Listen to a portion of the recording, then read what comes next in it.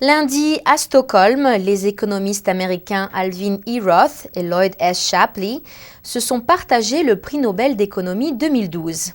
Les deux chercheurs qui ont travaillé indépendamment ont généré un champ de recherche et amélioré les performances de nombreux marchés. Les deux hommes ont remporté le prix pour la théorie des allocations stables et la pratique du design du marché. Le prix Nobel 2012 d'économie, ou plus précisément le prix Sefris-Riesbank de sciences économiques en mémoire d'Alfred Nobel 2012, a été remis ce lundi aux Américains Alvin Roth et Lloyd Shapley.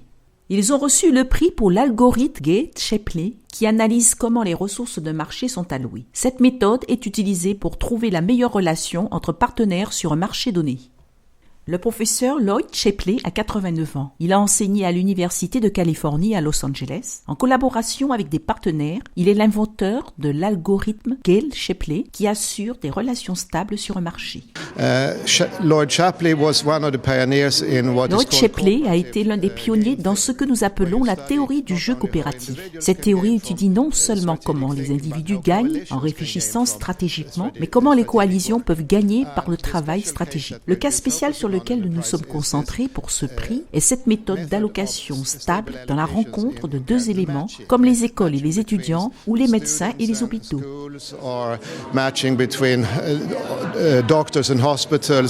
Roth a 60 ans. Il enseigne à l'université de Harvard. Il a utilisé l'algorithme Gale-Shapley pour comprendre le fonctionnement des marchés. Par des expériences pratiques, il a utilisé la méthode pour réformer des organisations et des entreprises dans le but de former des interlocuteurs stables sur le marché. Plus tard, le professeur Roth a découvert que ce mécanisme peut expliquer pourquoi certains marchés marchent bien et d'autres échouent. Ensuite, il a également aidé à penser à des marchés dans la vie réelle, comme dans les systèmes scolaires de New York, pour faire correspondre les élèves à leurs écoles.